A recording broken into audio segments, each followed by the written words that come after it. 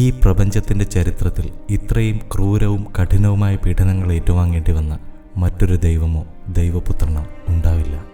മാനവരാശിയുടെ നന്മയ്ക്കായി കൊടിയ പീഡനങ്ങളും നരകയാതനകളും അനുഭവിച്ച ഒരേയൊരു ദൈവപുത്രൻ, അതെ, അത് മറ്റാരുമല്ല, കാൽവരിയിലെ കാരുണ്യവാനായ യേശുദേവൻ.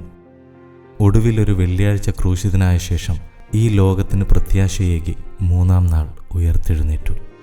ആ ഉയർത്തെഴുന്നേൽപ്പിൻ്റെ സന്തോഷത്തിലാണ് 51 ദിവസത്തെ നോമ്പിൻ്റെ വിശുദ്ധിയോടെ ലോകമെമ്പാടും ഈസ്റ്റർ ആഘോഷിക്കുന്നത്. നിന്നെപ്പോലെ നിന്റെ അയൽക്കാരനെയും സ്നേഹിക്കാൻ പഠിപ്പിച്ച പരമകാരുണ്യവാനായ യേശുദേവൻ മരണത്തെപ്പോലും മറികടന്ന് 3-ാം നാൾ ഉയർത്തെഴുന്നേറ്റ സുദിനം.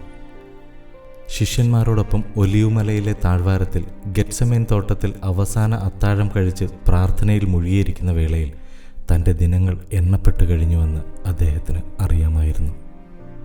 30 വെള്ളിക്കാശിനായി സ്വന്തം ശിഷ്യനായ യൂദാസ് റോമൻ പടയാളികൾക്ക് തന്നെ ഒറ്റിക്കൊടുത്തപ്പോഴും, കോഴി കൂവുന്നതിന് മുൻപ് തൻ്റെ ഉറ്റ ചങ്ങാതിയായ പത്രോസ് തന്നെ 3 തവണ തള്ളിപ്പറഞ്ഞപ്പോഴും അവരോട് ഒരു മൃദു മന്ദസ്മിതം മാത്രമായിരുന്നു പരമകാരുണ്യവാനായ യേശുദേവൻ്റെ മറുപടി. ദൈവപുത്രനെന്നും യഹൂദരുടെ രാജാവെന്നും സ്വയം വിശേഷിപ്പിച്ച യേശുവിനെ ഞങ്ങളുടെ സ്ഥാനം നഷ്ടപ്പെടുമെന്ന ഭയത്താൽ കൊന്നുകളയാൻ തീരുമാനിച്ചു ഭരണാധികാരികൾ. ഇവനിൽ ഒരു കുറ്റവും കാണാൻ എനിക്ക് കഴിയുന്നില്ല എന്ന് പറഞ്ഞ് ജനങ്ങളുടെ പ്രീതി സമ്പാദിക്കാൻ ഉത്തരവാദിത്വത്തിൽ നിന്നും സ്വയം ഒളിച്ചോടിയ പിലാത്തോസ് ദുഃഖവെള്ളിയുടെ ഒരു ഇരുണ്ട മുഖമാണ്. ഈ നീതിമാന്റെ രക്തത്തിൽ എനിക്ക് പങ്കില്ല എന്ന് പറഞ്ഞ് കൈ കഴുകി യേശുവിനെ കുരിശുമരണത്തിന് വിട്ടുകൊടുത്തു പിലാത്തോസ്.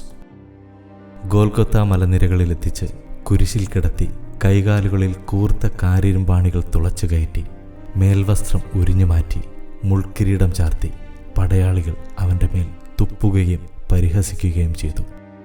2 കുറ്റവാളികളുടെ ഇടയിൽ നിർത്തി കുരിശിലേറ്റുമ്പോഴും ദുസ്സഹമായ വേദനയിൽ അവൻ പുഞ്ചിരിയോടെ പ്രാർത്ഥിച്ചത്, പിതാവേ, ഇവർ ചെയ്യുന്നതെന്തെന്ന് ഇവർ അറിയുന്നില്ല, ഇവരോട് ക്ഷമിക്കണമേ എന്നായിരുന്നു.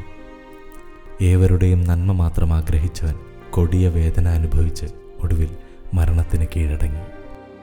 എന്നാൽ 3-ാം ദിവസം മരണത്തിൻ്റെ ശക്തികളെ ഭേദിച്ച് അവൻ ഉയർത്തെഴുന്നേറ്റു. ഈസ്റ്റർ എന്നും ഒരു വലിയ പ്രതീക്ഷയുടെ പുലരി നമ്മെ കാത്തിരിപ്പുണ്ട് എന്ന സന്ദേശമാണ് നൽകുന്നത്.